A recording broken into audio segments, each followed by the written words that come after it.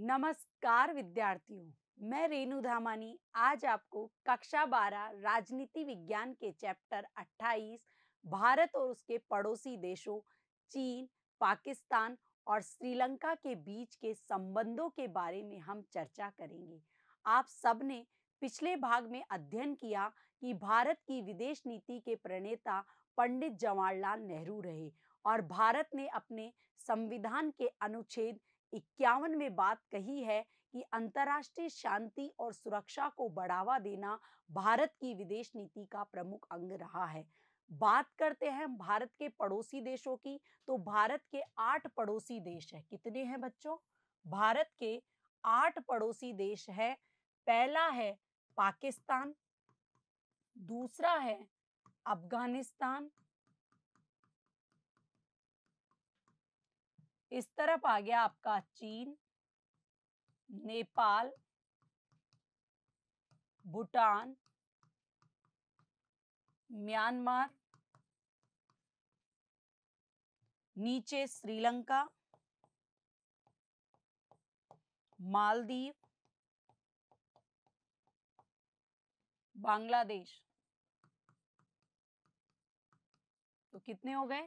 2, तीसरा 3, चौथा नेपाल, पांचवा भूटान, 6 नंबर पे बांग्लादेश, 7 पे म्यांमार और 8 पे आ गया आपका क्या? श्रीलंका। इस तरीके से ये आपके पड़ोसी राष्ट्र है। आज हम इनमें 3 पड़ोसी राष्ट्रों के भारत के साथ संबंधों की चर्चा करने वाले हैं।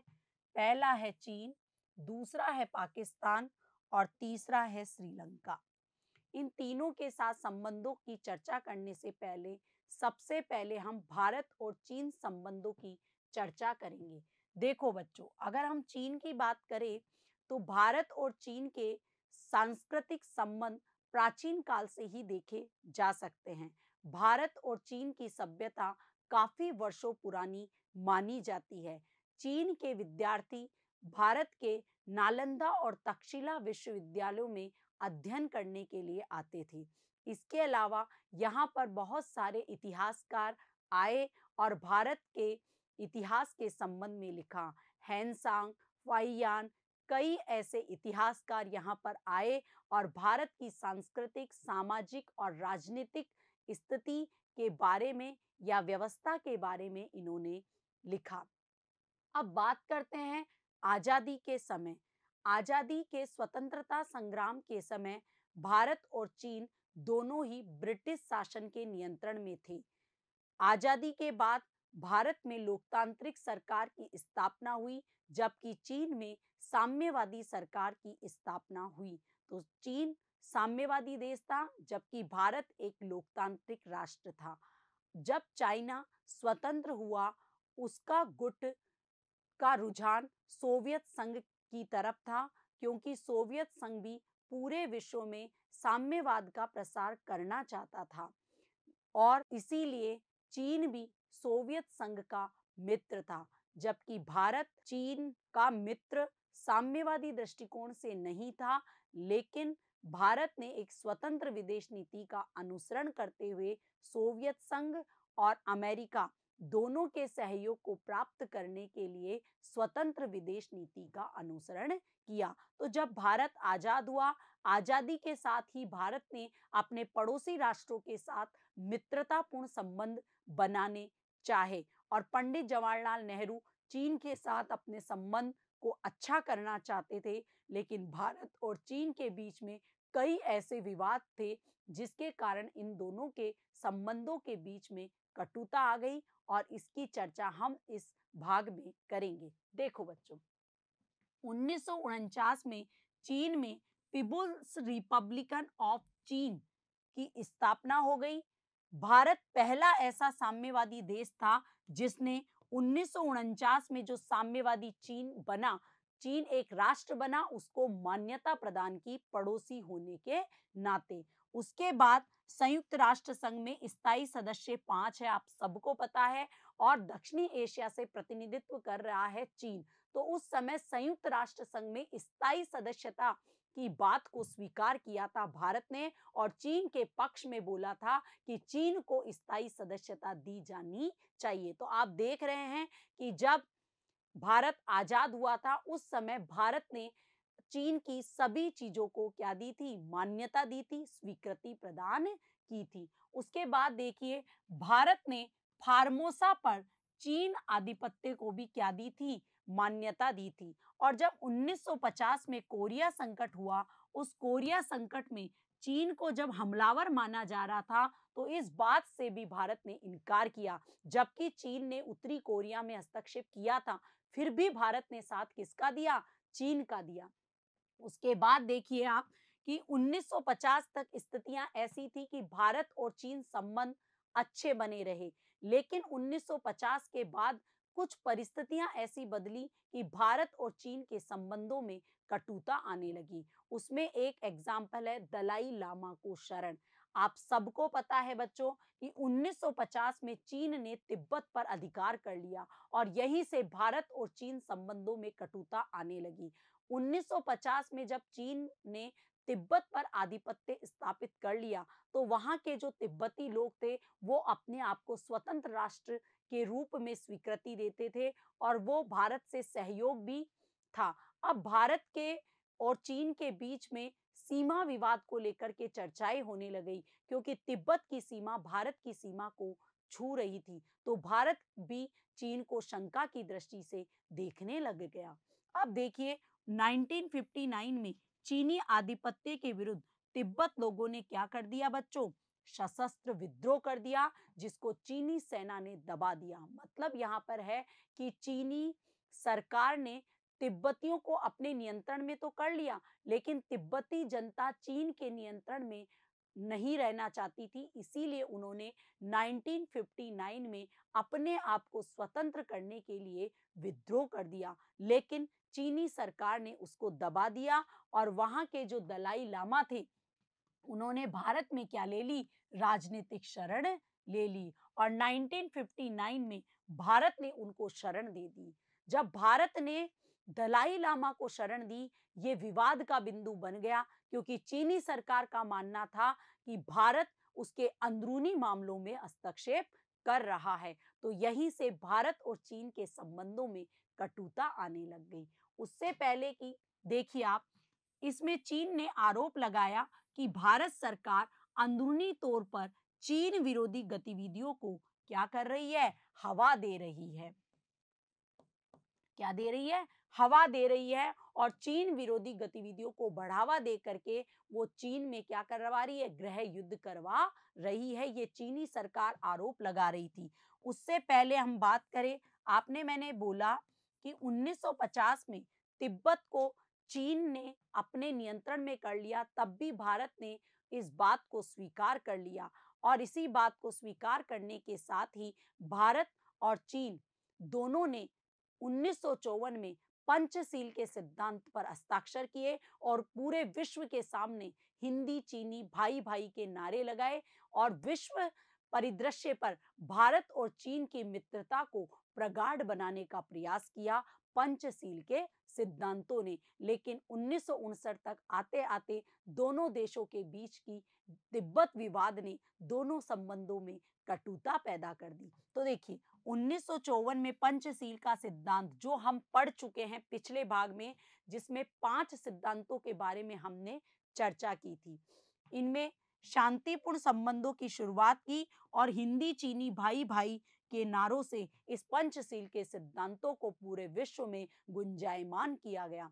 लेकिन परिस्थितियां बदलती गई और भारत और चीन के बीच का जो विवाद है वो कई कारणों से बढ़ता चला गया। भारत और चीन के बीच के विवाद के क्या-क्या बिंदु है उसके बारे में हम चर्चा करते हैं। देखो, भारत और चीन के सीमा विवाद को लेकर भारत का दावा क्या है? आप सबको पता होना चाहिए कि भारत और चीन के बीच की जो सीमा है उसको हम मैक-मोहन रेखा के नाम से जानते हैं और ये प्रश्न आपसे पूछा जा सकता है कि भारत और चीन के बीच में कौन सी रेखा है? मैक-मोहन रेखा। और ये मैक-मोहन रेखा आजादी से पहले खींची गई थी। अब इसमें इस मैकमोहन रेखा को लेकर के विवाद पैदा हुआ। क्या विवाद था कि भारत दावा कर रहा था कि चीन के साथ जो सीमा रेखा का मामला है वो अंग्रेजी शासन के समय में सुलझाया गया था बच्चों।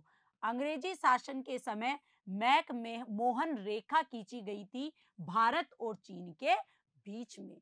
भारत, चीन और तिब्बत के प्रतिनिधियों ने मिलकर के 1914 में एक गोष्ठी का आयोजन किया गया था और इसमें मैकमोहन रेखा का क्या किया गया था, निर्धारण किया गया था। और भारत की तरफ से किसने प्रतिनिधित्व किया था, हेनरी मैकमोहन ने। इसीलिए इस सीमा रेखा को मैकमोहन रेखा के नाम से जाना जाता है। तो मैकमोहन रेखा को लेकर के भारत का दावा यह था कि ये रेखा भारत और चीन के बीच में खींची गई थी ब्रिटिश काल में, तो इसी को मान्यता दी भारत ने। लेकिन चाइना क्या कहता है बच्चों, कहता है कि अंग्रेजी शासन के समय का फैसला नहीं माना जा सकता। और चीन ने भारत के सामने एक ऐसा नक्शा प्रस्तुत किया जिसमें अक्साई लद्दाख वाला जो क्षेत्र है वो और अरुणाचल प्रदेश का जो नेफा क्षेत्र है वो चीनी सीमा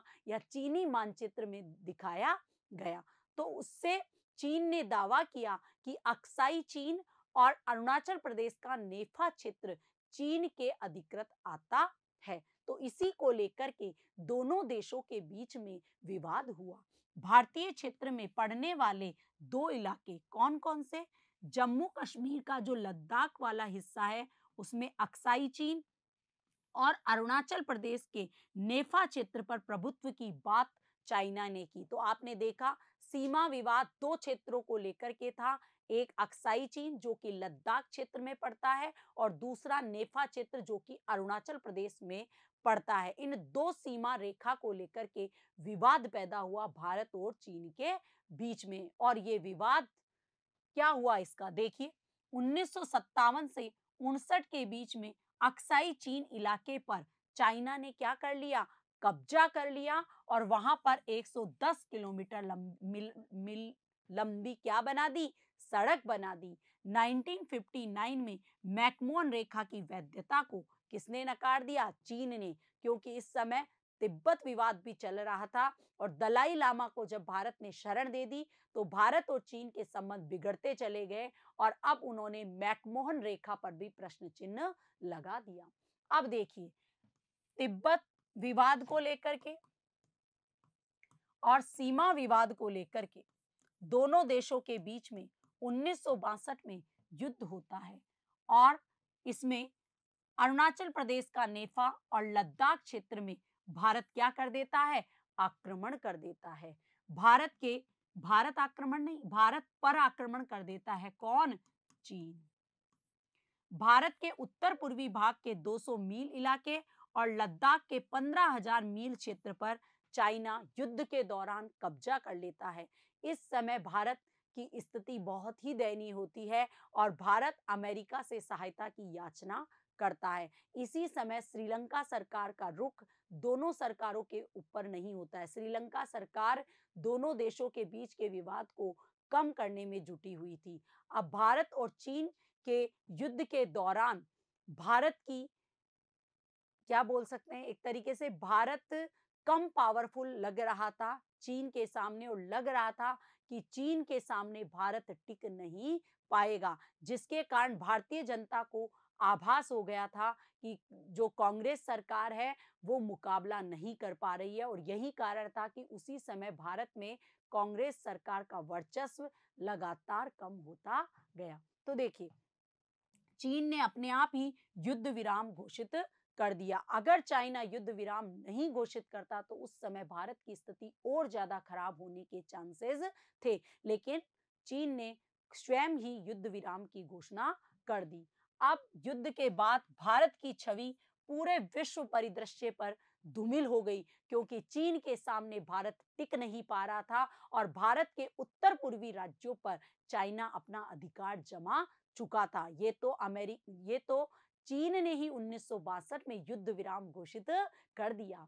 उसके बाद भारतीय नेताओं को सजग बना दिया कि किस तरीके से अपने राष्ट्रीय हितों की रक्षा की जा सकती है, अपनी सीमा की सुरक्षा की जा सकती है और भारतीय सैनिकों की संख्या को बढ़ाया जाना चाहिए, तकनीक को बढ़ावा दिया जाना चाहिए, रक्षा उपकरणों को बढ़ावा दिया जाना चाहिए और उसी कारण भारत ने परमाणु परीक्षण भी किए, क्योंकि 1962 की घटना को देख करके भारत को आभास हो गया था कि अगर पड़ोसी राष्ट्रों से अपने आप की सुरक्षा करनी है तो उसे परमाणु संपन्न राष्ट्र बनना पड़ेगा। तो भारत चाइना युद्ध के बाद सजग हो गया था। उसके बाद देखिए, कांग्रेस को हार का सामना करना पड़ा। इस युद्ध के बाद कांग्रेस की छवि पूरे भारत में खराब हो गई और कांग्रेस को अनेक राज्यों में चुनावी हार का सामना करना पड़ा। अब देखिए, उसके बाद 1962 के बाद संबंधों में सुधार नहीं के बराबर हुआ। 1976 तक भारत और चीन के संबंधों में कटुता विद्यमान रही, लेकिन धीरे-धीरे चीन का बाजार लगातार बढ़ता जा रहा था और चीन को अपना सामान बेचने के लिए एक विस्तृत बाजार की आवश्यकता थी। तो धीरे-धीरे भारत और चीन के संबंधों का सामान्यीकरण हुआ और सामान्यीकरण के पीछे एक कारण ये भी रहा कि 1991 में सोवियत संघ का विघटन हो गया और सोवियत संघ चीन का मित्र होने के बावजूद भी भारत का ज्यादा साथ दे रहा था। क्यों? क्योंकि सोवियत संघ के साथ भारत ने 20 वर्षीय समझौता कर लिया था। अब चीन को आभास हो गया था कि भारत के प्रभुत्व को उसे समझना ही पड़ेगा और एक पड़ोसी राष्ट्र के रूप में दोनों राष्ट्रों को अपने संबंध सुधारने पड़ेंगे। तो भारत और चीन दोनों ने सीमा विवाद को छोड़कर अन्य मामलों में एक दूसरे से मित्रतापूर्ण संबंधों को बढ़ाना प्रारंभ किया। तो देखिए, राजीव गांधी ने 5 दिवसीय यात्रा की 1988 में और सीमा विवाद को हल करने की पेशकश की गई। अटल बिहारी वाजपेयी ने 2003 में यात्रा की, लेकिन हमेशा चीनी सरकार ने सीमा विवाद को लेकर के अड़चनें पैदा की और इस मामले को टालने की कोशिश की। बाकी मामलों में भारत और चीन के बीच में कई समझौते होते रहते हैं। वास्तविक नियंत्रण रेखा पर शांति और संयम कायम करने पर दोनों देशों के नेताओं ने अपनी सहमति दी। अब देखिए, पूर्व के सोवियत संघ से चीन का संबंध बिगड़ना। देखिए, 1979 के बाद चीन को बड़े उत्पादन को बड़े बाजार की क्या थी? आवश्यकता थी। नागा व मिजो विद्रोहियों को चीन द्वारा अब क्या करना? अब तक तो नागालैंड और मिजोरम क्षेत्र के जो नागा और मिजो जनजातियां थी, उनको चाइना सरकार क्या दे रही थी? सहयोग दे रही थी, लेकिन 1979 के बाद सहयोग देना बंद कर दिया। ये भारत के लिए पॉजिटिव इम्पैक्ट था। सिक्किम में चीन का मौन रुख, सिक्किम के प्रति चीन का मौन रुख आ गया था, क्योंकि अब तक चाइना ये मानता था कि चीन को सिक्किम को एक स्वतंत्र राष्ट्र की मान्यता दिलवाने का प्रयास करना चाहिए, लेकिन अब चाइना समझ चुका था कि सिक्किम भारत का ही एक अंग है। तो सिक्किम की राजनीति में कम से कम भाग लेना प्रारंभ कर दिया चीन ने। उसके बाद देखिए, कश्मीर को लेकर के चीन निष्पक्ष रहा। उसने पाकिस्तान का सहयोग कभी भी खुले तौर पर नहीं किया। इससे भी भारत और चीन दोनों एक दूसरे के निकट आए। उसके बाद 1998 का जब परमाणु परीक्षण हुआ, उस समय दोनों के संबंधों में कटुता आ गई और चीन ने संयुक्त राष्ट्र संघ में भी भारत का विरोध किया और व्यापक परमाणु समझौते जो अप्रसार संधि थी, जो कि भेदभावपूर्ण थी और विकसित राष्ट्रों को पावरफुल बना रही थी। जब भारत ने उस संधि पर हस्ताक्षर नहीं किए तो सबसे ज्यादा विरोध करने वाला देश चीन ही था, क्योंकि चीन एक पड़ोसी राष्ट्र होने के नाते उसको खतरा महसूस हो रहा था, क्योंकि भारत ने 5 परमाणु परीक्षण करके अपने आप को परमाणु शक्ति संपन्न राष्ट्र घोषित कर दिया था। तो संबंधों में थोड़ी बहुत कटुता आई, लेकिन फिर भी 1999 में जब भारत और पाकिस्तान के बीच में कारगिल युद्ध हुआ तो पाकिस्तान की उसने सहायता नहीं दी और पाकिस्तान, यही कारण था कि चीन अगर ने उसका सहयोग नहीं दिया तो पाकिस्तान ने युद्ध को जारी नहीं रखा। अगर उसे चीन सहयोग देता तो पाकिस्तान युद्ध को आगे बढ़ाता। तो पाकिस्तान के आक्रमण को निष्क्रिय बनाने में चीन का मौन रुख सबसे महत्वपूर्ण योगदान रखता है। उसके बाद भारत और चीन दोनों ने नाथुला दर्रे को अपना क्या मान ली है? सीमा मान ली है। आज भारत और चीन के समकालीन संबंधों की अगर हम बात करें तो नरेंद्र मोदी सरकार ने दोनों के संबंध को बेहतर बनाने का प्रयास किया है। पड़ोसी राष्ट्रों के साथ मैत्रीपूर्ण संबंधों की नीति पर नरेंद्र मोदी खरे उतरे हैं और उन्होंने कई विवादों को हल करके भारत और चीन के व्यापारिक, सांस्कृतिक, इसके अलावा संचार प्रौद्योगिकी को लेकर के जो समझौते हुए हैं उसको बढ़ाने का प्रयास किया जा रहा है। लेकिन 2017 में एक नया विवाद हमारे सामने आता है, डोकलाम विवाद। कौन सा विवाद? डोकलाम विवाद। ये डोकलाम विवाद क्या है बच्चों?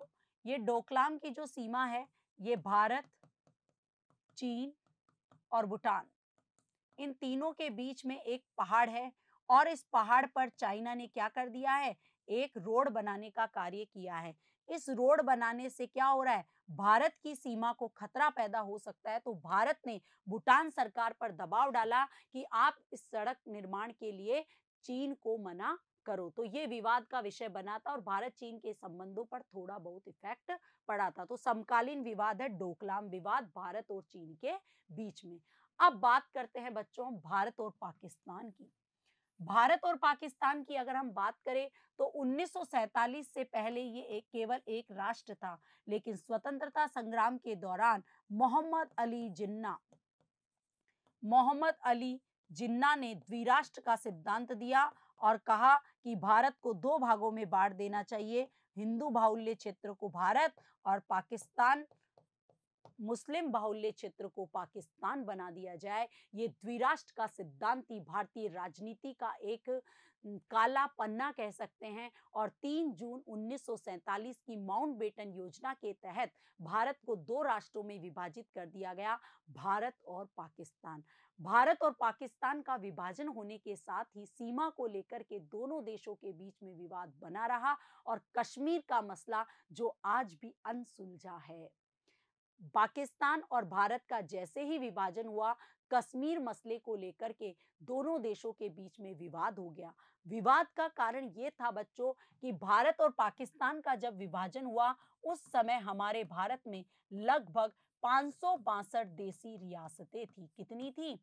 562 देसी रियासतें थी और इन 562 देसी रियासतों को कहा गया कि आप भारत में भी शामिल हो सकते हो, पाकिस्तान में भी शामिल हो सकते हो और अपनी एक स्वतंत्र सत्ता भी स्थापित कर सकते हो। इस बात को लेकर के कई रियासतों ने अपने आप को स्वतंत्र रखना चाहा, लेकिन भारत के लौह पुरुष सरदार वल्लभ भाई पटेल के प्रयासों से ज्यादातर रियासतों ने भारत के अधीन अपने आप को स्वीकृति प्रदान कर दी। लेकिन कुछ रियासतें ऐसी थी जो स्वतंत्र रहना चाहती थी, जिसमें हैदराबाद, जूनागढ़, मणिपुर और कश्मीर रियासत ऐसी थी जिन्होंने अपने आप को स्वतंत्र रखना चाहा।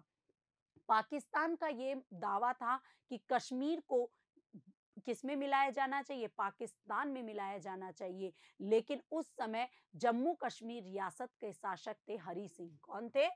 हरि सिंह।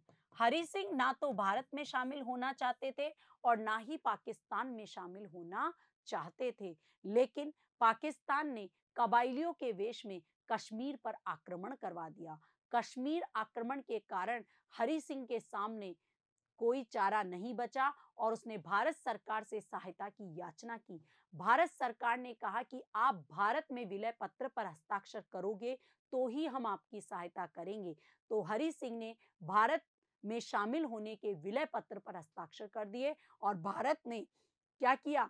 कश्मीर पर जो कबायलियों के वेश में आक्रमण था वहां पर उनको खदेड़ना प्रारंभ कर दिया। लेकिन जब मामला नहीं सुलझा तो इस मामले को लेकर के यूएनओ में गए पंडित जवाहरलाल नेहरू और तभी इस पर युद्ध विराम कर दिया गया। युद्ध विराम तो कर दिया, लेकिन पाकिस्तान ने अपने अधीन जितना कश्मीर के क्षेत्र को कर रखा था उसे पाकिस्तान अधिकृत कश्मीर का नाम देकर के वहां से हटने से मना कर दिया, जिसे पाक अधिकृत कश्मीर के नाम से जाना गया। उसके बाद भारत और पाकिस्तान के बीच में कश्मीर विवाद को लेकर के कई युद्ध हुए और इन युद्धों के कारण आज भी कश्मीर विवाद भारत और पाकिस्तान का एक अनसुलझा पहलू बना हुआ है।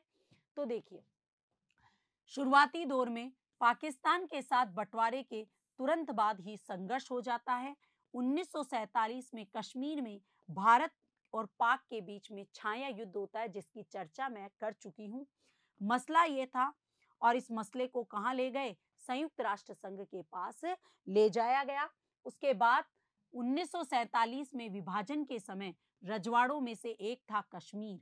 पाकिस्तान की इच्छा थी कि कश्मीर को मुस्लिम राष्ट्र बनाने की, कि कश्मीर को मुस्लिम राष्ट्र में शामिल किया जाए। हरि सिंह ने भारत में मिलने का निश्चय किया। पाकिस्तानी घुसपैठ कश्मीर में आने पर भारत से सहायता किसने ली? हरि सिंह ने। उसके बाद हरि सिंह ने विलय पत्र पर हस्ताक्षर किए और कश्मीर भारतीय संघ का हिस्सा बन गया। 1948 में संयुक्त राष्ट्र संघ से सहायता मांगी किसने? भारत ने। और 1 जनवरी 1949 को युद्ध विराम की घोषणा कर दी गई। कश्मीर का एक भाग पाकिस्तान के अधिकार में रह गया, जिसे पाक अधिकृत कश्मीर के नाम से जाना जाता है। उसके बाद 1965 में भारत और पाकिस्तान के बीच में कश्मीर को लेकर के युद्ध होता है और युद्ध के बाद दोनों के बीच में एक समझौता होता है रूसी सरकार के सहयोग से, ताशकंद समझौता 1966 में।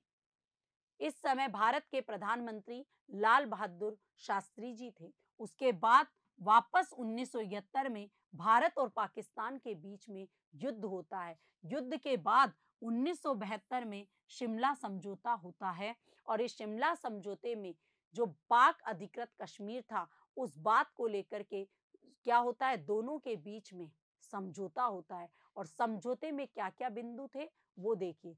किसी तीसरे के बिना कश्मीर सहित सभी समस्याओं का हल ढूंढेंगे, ये बात शिमला समझौते में कही गई। उसके बाद कहा गया कि भारत ने अधिकृत ग्रहित पाकिस्तान क्षेत्र लौटा दिया तथा एक नई युद्ध विराम रेखा खींची, जिसे अब क्या कहा गया? नियंत्रण रेखा कहा गया। इस नियंत्रण रेखा के आधार पर ही कश्मीर विवाद को सुलझाने का प्रयास किया गया शिमला समझौते के दौरान। लेकिन फिर भी पाकिस्तान आज भी यह मानने को तैयार नहीं है कि कश्मीर भारत का एक हिस्सा है और सीमा पर कई बार घुसपैठियां आते रहते हैं, जाते रहते हैं और सीमा पर हमेशा झड़प चलती रहती है भारत और पाकिस्तान के बीच में। आप सबको पता है पुलवामा वाली घटना, ये सारी घटनाएं ऐसी घटनाएं हैं जो भारत और पाक के रिलेशन को हमेशा कटुता में बदल देती है। उसके बाद भारत को खंडित करने का प्रयास किया किसके द्वारा? पाकिस्तान सरकार के द्वारा। पंजाब में आतंकवाद को बढ़ावा दिया और सहायता दी। जम्मू कश्मीर में आतंकवादी गतिविधियां फैलाई पाकिस्तान ने और पाक अधिकृत कश्मीर में आतंकवादी प्रशिक्षण शिविर चला करके उनको भारत के सीमा पर जो क्षेत्र है वहां पर भेजा जाता है और वहां के लोगों को परेशान किया जाता है। उसके बाद 1999 में कारगिल में पाकिस्तानियों ने घुसपैठ करवाई और कारगिल में नाभिकीय युद्ध की चेतावनी का संकट उत्पन्न किया पाकिस्तान सरकार ने। इससे भी दोनों देशों के बीच में संबंधों में कटुता आई, लेकिन कारगिल युद्ध में भारत सरकार ने मुंह तोड़ जवाब दिया पाकिस्तान को। उसके बाद नाभिकीय परीक्षण किया भारत ने 1998 में और संबंध सुधारने के लिए भी कई प्रयास किए गए। भारत और पाकिस्तान, जैसे ही भारत ने परमाणु परीक्षण किया उसी के साथ पाकिस्तान ने भी अपना परमाणु परीक्षण किया। उसके बाद दोनों के संबंधों में फिर कटुता आई, लेकिन संबंधों को सुधारने के लिए सबसे पहला प्रयास किया अटल बिहारी वाजपेयी सरकार ने, जिसने दोनों देशों के बीच में बस सेवा प्रारंभ की। देखिए, दिल्ली लाहौर बस सेवा का प्रस्ताव रखा, लाहौर घोषणा करी अटल बिहारी वाजपेयी सरकार के काल में, लेकिन फिर भी सीमा विवाद को लेकर के आज भी दोनों देशों के बीच में कटुता विद्यमान और कश्मीर का मसला अभी भी अनसुलझा एक पहलू है। पाकिस्तान भारत में आतंकवादी गतिविधियों को बढ़ावा देता है, आतंकवादी प्रशिक्षण शिविर लगा करके पाकिस्तान की सीमा पर, भारत और पाकिस्तान की सीमा पर घुसपैठ करवाता रहता है।